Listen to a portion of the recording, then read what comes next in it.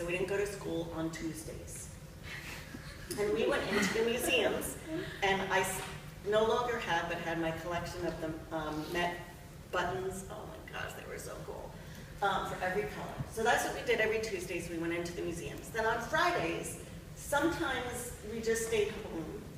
We generally didn't go to school. Maybe every other Friday we didn't go to school. A part of that was the view my parents had that the average grade at school was C, and the purpose of school was they thought to make you average. So if they could keep us out, we would be better off. And the superintendents didn't really like that a lot, but we were A students, so obviously it was working. So Fridays we would play, read, do music, whatever, or go back in the city. Common theme here with New York City. So art, music, language, these were all kind of a form of communication. And so even though we didn't have the word yet, I grew up in a very STEAM-oriented house, for those of you that know what STEAM is, right? STEM plus art design. So you just bring all these different things together and see what happens and mash them up. I remember as a kid, when Mom would be making dinner, because most of the time, at the beginning of the week, my mother cooked, and at the end of the week, my father did stuff with the leftovers. Not always good stuff, but stuff. And to keep us busy, instead of the TV, we had these big pads of paper and the 152 box of crayons, and mine were organized in order of colors fully sharpened. And my sisters were broken and all over the place. How could you find what you were looking for? And we would draw to music. So she put on an opera or classical or something, and we would draw to the music to keep us out of her hair. Unless my grandmother was home, and then we could be in her hair, so to speak. So I go through school. We get through school without being kicked out. And one of the most natural places for me to go academically was Brown. Because where else can you go where you could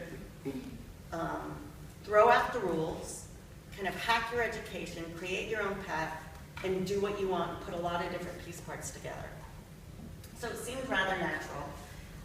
One of the things that my education really encouraged was thinking why not, what if, and how. And that led to, again, more of the creative process, thinking of, well, why can't I do that? Why can't I do that? What if I did this? How could I go about doing this? And as those of you know who are here, that's kind of what you do here at Brown, right? So it just kind of added into that whole environment. There were 3 of us women who started the cognitive science program. So many of you guys have started independent concentrations. We kind of circumvented that IC process and went right to concentration. 3 of us were going to declare the same independent concentration. There were 5 kids after us that were going to do the same. And we went to the dean, and with the help of amazing professors like, I'll name 2 who are still alive and here. Damn, Andy Van Dam. And for those of you that came from CS15 yesterday, you know what I'm talking about. And Sheila Blumstein, we created the cognitive science program. So that was probably my first entrepreneurial experience. So you would hang out with Nobel Prize winners for lunch. You might sit on the floor in their office and talk to them.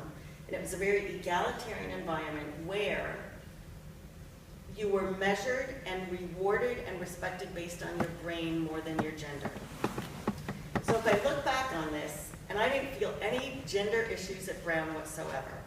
Maybe I was naive, who knows, I just never felt that. At Bell Labs, I never felt that. And there's schools of thought of, was I just like a bull in a china shop?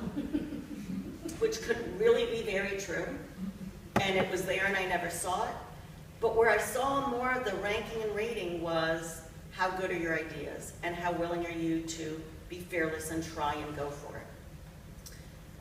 One of the first projects I had there, and probably one of my most technically creative acts, was something I got a patent for, which was integrating a bunch of different systems together. And bluntly, the creative process for doing that was total sheer laziness. So, you know, we talk about mother is the necessity of innovation or invention or whatever. I had 3 different systems I was supposed to design. I didn't feel like 3 different things. Why don't I just make it one thing, I'm done, move on to the next project? Who knew, right? So you really never know what's the incentive, but again, it was combining different things.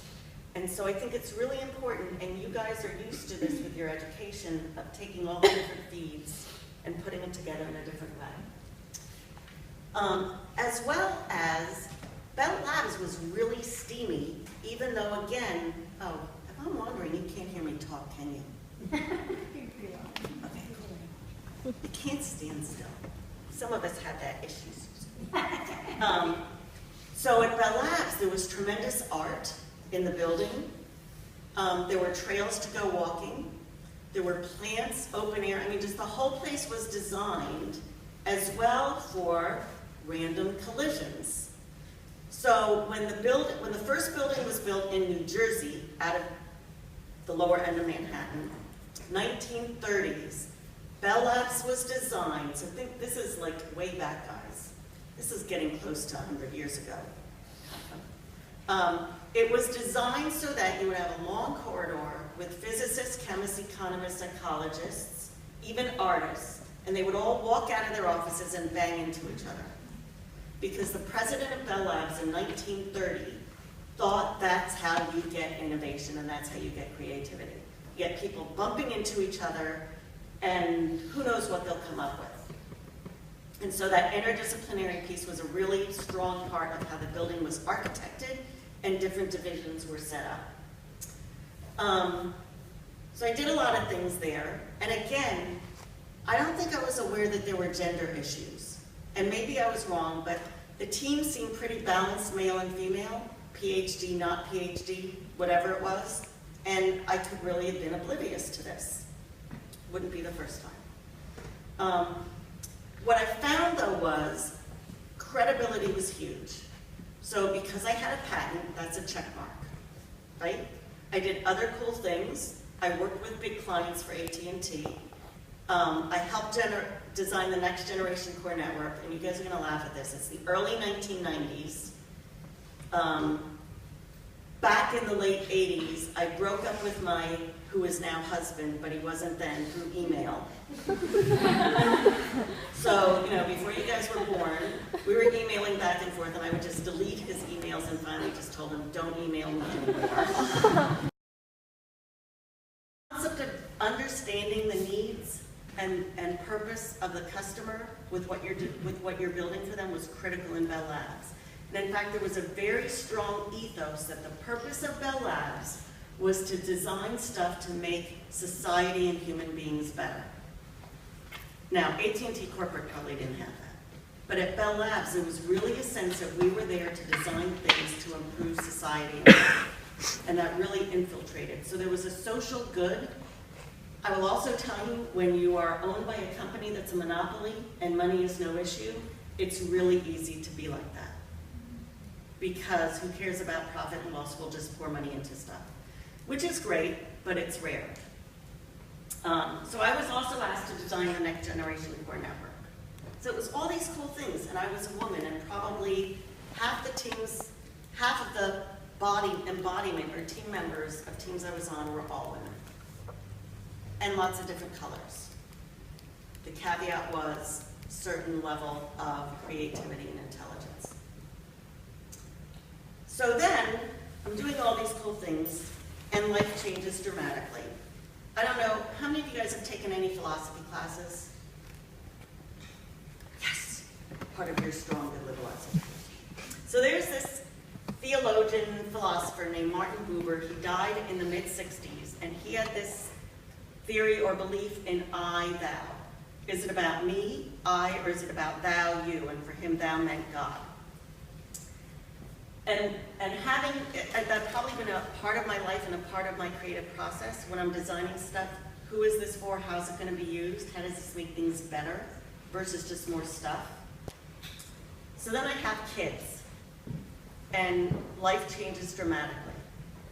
The concept of thou and the other becomes much more forefront, because now we're talking about a thou that's like pretty darn important, and if you screw up, the ramifications are really huge, not just somebody's job, which is important, but it's much more is at stake.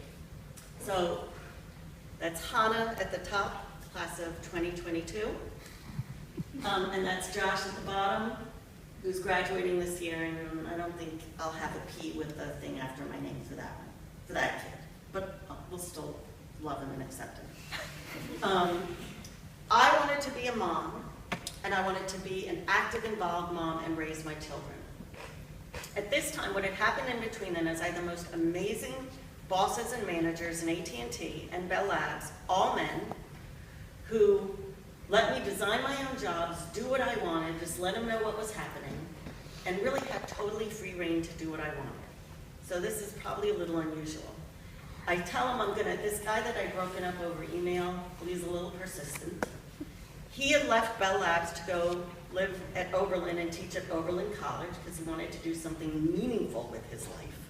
And apparently looking at waves and particles in his mind was not really meaningful. And I informed him that living in New Jersey was as far west of the Hudson as I was ever going. I was wrong. AT&T graciously moved me out to Ohio so I wouldn't quit. I flew back to New Jersey every week, and I was in Europe and Asia part of every month. And then, when I had kids, I didn't want to travel, so I stayed at home. I had an amazing office set up, all this stuff.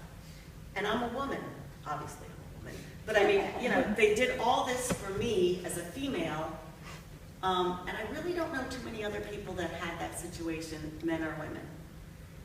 But it was the attitude of my management that they saw the value, and they wanted to keep that value. And part of that was because and I don't mean this to sound arrogant, but I earned that. And so it's a mutuality kind of thing. You know, you have to earn it and show it, and then you get that respect. So they did everything they could to not have me leave, and eventually it just got, I mean, AT&T is not what it used to be. I quit. And I went out on my own, and it was terrifying, because I was the main breadwinner. We had 2 kids. We did have health insurance, which, you know, before Obamacare, but even so, that was the main reason people stayed in jobs, and to a great degree it still is. You're trapped because you've got health insurance and you don't want to leave. But I went out on my own with a lot of support, used the Brown Network, and became a consultant with my own consulting practice, a partner in a venture capital firm in Cleveland. I, like the rest of us, write for Harvard Business Review, and a bunch of other stuff, and then I'm up here a lot. 3 years ago, I was having dinner with a friend of mine, Whitney Johnson, and I don't know if any of you have heard of her. So she helped Clay Christensen, who is kind of called the father of innovation. He teaches up at Harvard Business Review, and he wrote this book years ago called The Innovator's Dilemma, and kind of coined the term, I don't know if he actually coined it, but disruptive innovation. So if any of you have heard that in the business jargon, that's Clay Christensen, and Whitney started his VC firm. So we're sitting at dinner, and she says to me, "Does it bother you that you're the only woman in your VC firm?" And I just stopped and thought. It was over sushi at this great place in Boston, where like the average price of a piece of sushi was $45, which we didn't know when we went in. And I said, "I'm the only woman in my VC firm?" And she said, "Well, yeah, I looked online and you're the only woman." It had never dawned on me, but she was right. I was the only woman. And it was a firm in the Midwest. And I know this is pejorative, but sometimes the Midwest isn't quite as leading edge in certain social trends as other parts of the country, like either coast. That said, I'd never felt that before. It had never dawned on me, and it kind of started this whole awakening of, well, where are the women? And then just recently, there's this guy, Vivek Wadhwa, who writes for Wall Street Journal and Washington Post. He teaches out at Stanford and at Duke. And he was trying to put together a book that's now out called Innovating Women. Go on to Amazon, get a copy. But it's really cool stories of women in tech and how they got to where they did. And it just hadn't dawned on me that that was an issue till I had kids and wanted to do something on my own. So the I-thou also hit in terms of giving back. Right? Because now I have kids, there's a world I want to be different than it is. So as I started my own practice, I ask my clients, not the venture capital side, because they're asking us for money, they're not in a position of giving money. But I ask my clients to match 10% of my fee and give that away to improve lives in their neighborhood and to mentor an entrepreneur. Because I think for those, as Susan said, for those to whom much is given, much is honorably, joyfully required. And so social is an inherent part of what we do. Every business is social. You deal with customers, employees. And you have to have that, I think, ingrained and have that atmosphere of someone helped you get to where you are, so how are you going to help the next person? So that kind of all evolved in that emphasis of having kids, which I don't know if it does this for every woman, but it certainly did it for me. It also made some really critical choices necessary for me in how I would design my career. So if you would go back to 1982, I'm 20 years old and I've graduated from Brown and I'm at Bell Labs, and you said to me, what do you think you'll be doing when you're 52? I would say I'm at Bell Labs, designing and playing with cool stuff. Thought that Bell Labs wouldn't even exist, right? If you told me that I'd be doing today what I'm doing then, I would have laughed at you. If you told me 10 years ago, and so, and I forget, I had office hours today and I forget who I was talking to about this, but I'm gonna graduate, I'm gonna go do this for 2 years, and I'm gonna do that to 2 years, I have to go get my MBA here, and then I have to do that, and I'll only do that for a while, but I need to have my 10-year plan. To which I say, guys, write it down, put it in a drawer, and 10 years from now, pull it out, get a nice glass of wine, and have a great laugh. Because you have no clue where you're gonna be.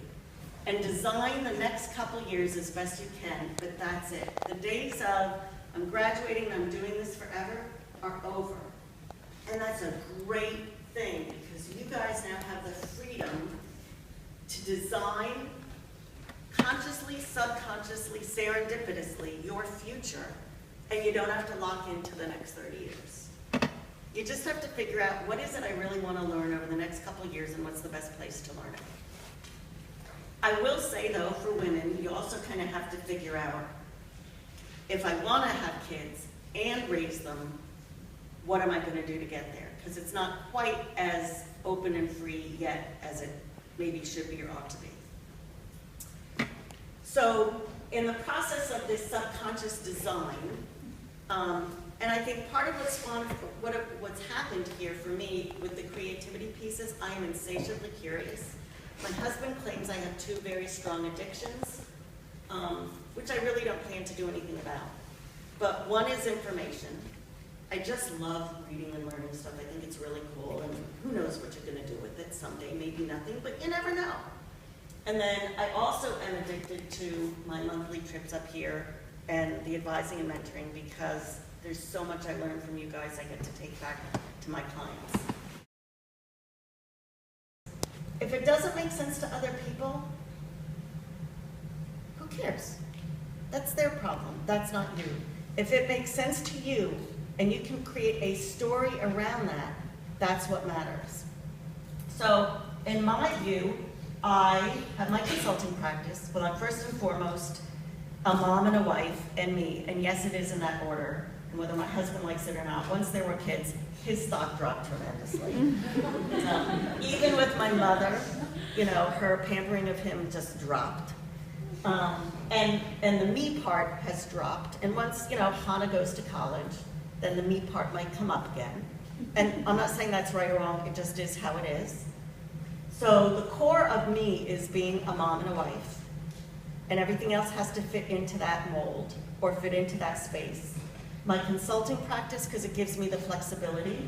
VC, because it's a way to give back and help growth. All the blogging I do because, why do I do blogging? Because you're kind of supposed to, I think, today's world. And there are people who think what I have to say is important. I am continually standing that we have to say the things we keep saying over and over again, because I think you said it once, said a story, move on. I have this whole meme around blue lobsters because they're prevalent more than normal where we are in Maine. And they're just amazingly gorgeous 1 in a million or 1 in 2 million happenstances. I'm on several boards like the Business Innovation Factory here in Providence, the engineering school here, and a couple of brown startups. And there's another kind of selection there of I will be on boards of things that have an impact versus like the Great Lakes Nature and Science Center, where I can pay $4,000 or $10,000 to be on the board so I can have no voice because there are 30 of us that can have no impact. And then my activity up here with Brown and Risky. So to me, this makes a whole complete story. I get to use different parts of my creative process in different ways and share those. Might not make sense to a lot of other people, and you know what? I really don't care.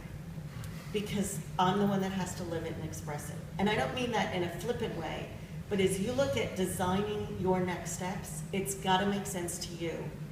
It doesn't really need to make sense to other people unless they're going to be living it inside of you with you all the time. And I think that's really important. We do too much stuff for other people. And I don't mean that selfishly, but if you're the one that's got to do it, it's got to mean something to you. So some of you will recognize this picture, and some of you are actually in this picture. So this was this a month ago? Not quite. 3 weeks ago was the BIF conference, Business Innovation Factory, which I call a humble, intimate version of TED. And amazing people doing things all over the world. Liza was a storyteller there, and showing us her fabulous cartoons, which some of us could just keep watching over and over again. But this is the future. The design of the future I look at as you guys. I love saying you guys. You know, it's so like not linguistically correct. But you are the future, and your role in a lot of what you're doing is designing that with your STEAM initiatives, with all sorts of stuff. But how are you going to design your impact and what you leave? And again, you only need to think about that over the next couple years, not the next whatever. I would also encourage you to think that design is a verb. It is not, well, it isn't. I guess there are ways it's used as a verb. This could be another way that maybe I should have studied English more. But design is a verb, guys. You are actively designing and creating, and your creative process is going to change dramatically. Liza talked about how it's changed as she's used different things, learned different things, and tried to explore different things. I don't do the tech innovation stuff anymore. You know, I'm not sitting there writing code. I'm not doing software architecture. I don't do that anymore. And I'm not sure I viewed that as creative when I did that either. I viewed it as part of my job, and it was fun. Whereas now, to me, the more creative aspects are the networking and bringing people together who wouldn't normally meet, designing different ways of doing things like business models. I am going to work on designing a book sometime in my life. And a friend of mine tweeted that out 3 weeks ago, so I guess it's more of a fait accompli than I thought. But keep that as an active verb, that you are always in the process of designing, and your creative process is always evolving.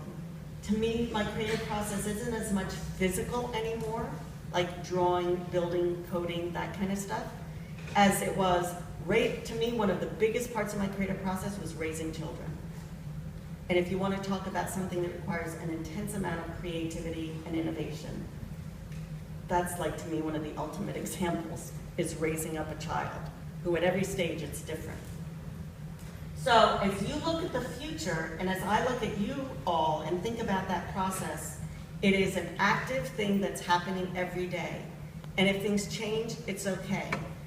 Careful to not get stuck in the status quo of this is how I used to do things, because it's going to change dramatically.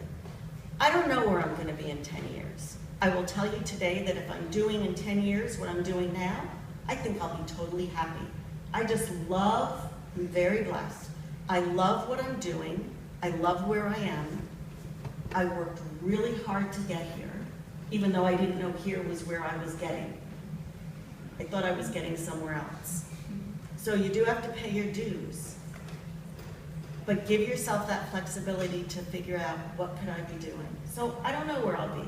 I do know I will be in Maine, and I will be on a dock in Maine doing something, hopefully something like this.